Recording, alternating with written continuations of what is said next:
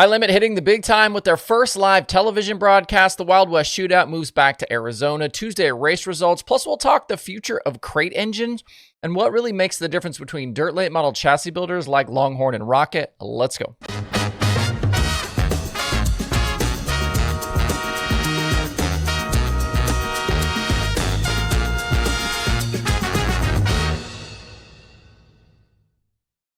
It's Wednesday, July 2nd. I'm Justin Fiedler. This is DIRTRACKR Daily presented by Kubota Genuine Parts. If you need some go-fast parts this summer, let me help you out with some deals through JEGS. If you head over to DIRTRACKR.com/JEGS, you can save up to 10% right now off products from Edelbrock, Comp Cams, TCI Automotive, and Fast Products. JEGS also has a big 4th of July sale going on right now with all of their JEGS brand products. You can get up to $120 off with some of those deals. I started buying bits and pieces from JEGS like 20 plus years ago when I was drag racing my Chevy Malibu. Getting those JEGS catalogs in the mail, it was like Christmas time. What fun toys can we find in here? Whether you're looking for circle track stuff, hot rod parts, safety gear, tools, a whole lot more, visit DIRTRACKR.com/JEGS to save some money this summer. I'll also leave the link below in the video description. We're just a couple of weeks away from the Big Kings Royal weekend at Eldora that includes the Kubota High Limit Sprint Cars and their Joker's Jackpot. High Limit Flow Racing Fox Sports announced yesterday they will air a 2-hour window of racing on that Thursday live on FS1. This will be a co-broadcast, so if you're a Flow subscriber, you're not going to miss a thing. They're just adding in this extra part where the Flow broadcast will also be shown on FS1. This will be the first time that High Limit will be seen on live television. High Limit's Chase Rodman and Tony Laporta will be joined on the call by Blake Anderson to give you pictures of all of the action. Showing live dirt racing on TV, always a tricky proposition, especially when you're in these situations with these time windows. When we see World of Outlaws races on CBS Sports Network, those are obviously tape delayed, edited to kind of fit down in those windows. But now when you have a 2-hour thing, you got to get your racing done in there. High Limit will be live on FS1 from 7 p.m. to 9 p.m. Eastern, and reading the release, it sounds like their plan is to show the C's, B's, and the feature in that span. My guess is that they're going to try and maybe start things a bit early to ensure they can get everything completed before that 9 p.m. stop. But there's going to be added pressure on High Limit and Eldora officials to keep that program moving. I would guess there's likely some flexibility on the backside of that window in case things do run a bit long, but they don't want to be in the position where they would have to cut away without getting racing completed.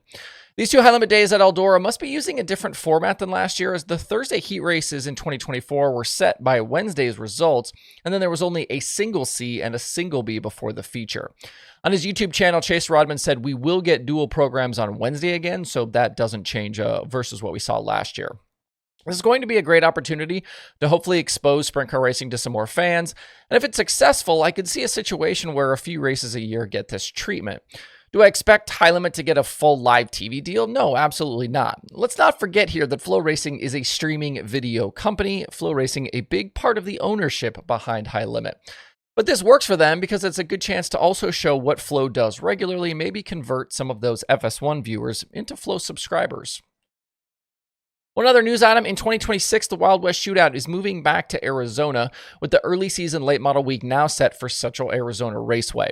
The event had previously been held yearly in Arizona, but moved to Vado Speedway Park in New Mexico when Arizona Speedway shut down after 2021.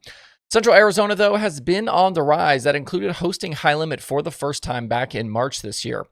The track sits just off Interstate 10 in between Phoenix and Tucson, and they've been making some significant investments there. Royal Jones Vado track, one of the nicest facilities in the country, but drawing good crowds there has always been a challenge. We'll see if this move back to Arizona results in more packed grandstands for the late models in January. The Wild West Shootout runs January 10th through the 18th, and then the World of Outlaws season starts at Volusia on January 22nd. Remember, too, the Lucas portion of Speedweeks, it's now pushed back for next year, with their racing not starting until February 18th. That could potentially mean more Lucas teams consider a trip out west here. No Pennsylvania Speedweek action from last night. Grandview Speedway stop was canceled because of weather. Just 2 of 5 scheduled races have been completed so far. That includes a Danny Dietrich win at Baps and Freddie Raymer's Lincoln score. Raymer currently leading the week-long standings after just those 2 races. P Speedweek will try again today at Port Royal, where, fingers crossed, the forecast looks pretty good. After today, races at Hagerstown, Williams Grove, there's another Port Royal stop, and Path Valley now remain. At the BC 39, a wild night of racing culminated in a Justin Grant prelim night win. Grant battled Days and Pursley kind of throughout that whole last 10 laps. Pretty wild stuff, sliders, and those two kind of being teammates. I was wondering if maybe one guy would end up dirtying the other, but it stayed fairly clean through a lot of that. Both of those guys, remembering they both drive for Chad Boat.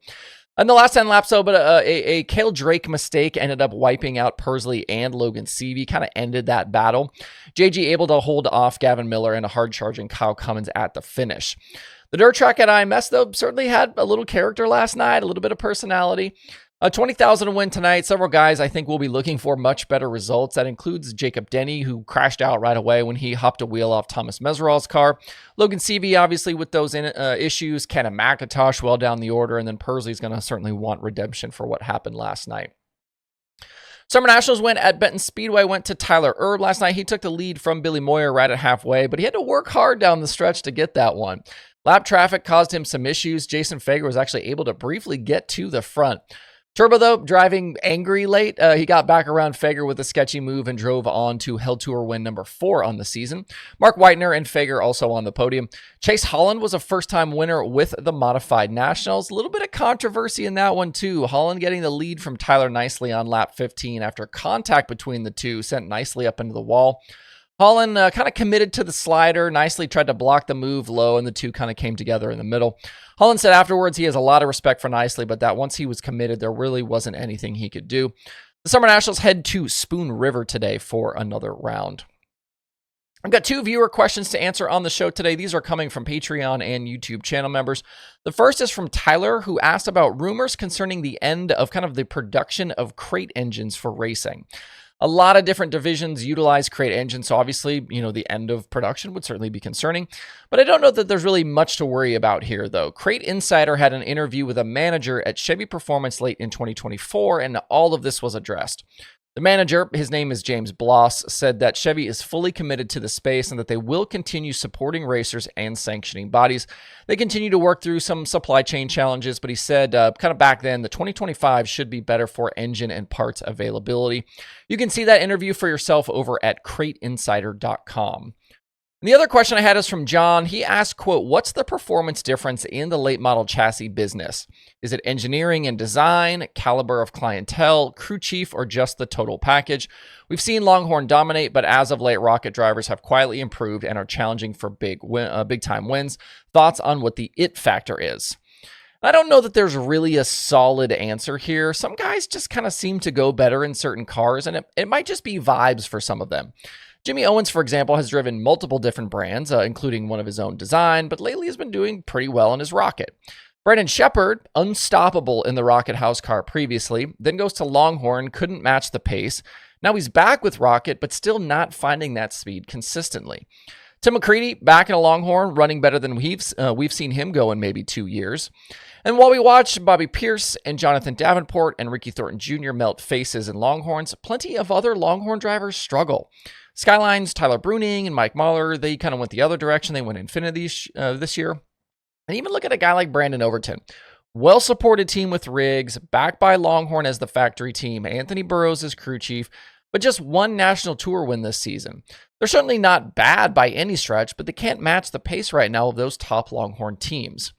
And consider this, after his win at Nodak the other night with the Outlaws, Tim McCready thanked Matt Langston from Longhorn Dynamics for helping him get the setup kind of going back in a good direction. But it's not like that same information isn't available to Overton's team. I do think Longhorn tries really hard to find stuff and get better. They've got a growing brain trust over there with some of the smartest guys in the sport, and they are always testing. But does that mean that Mark Richards and his group doesn't do those things and suddenly they don't know what they're doing? Absolutely not. So much of this stuff, I think, is just kind of cyclical. I think on a nightly basis, everything has to come together just right, and that isn't chassis specific. There's never really a magic bullet, but I do think a really good driver can kind of elevate things a bit. It just so happens that some of the best guys right now are in Longhorns at the moment.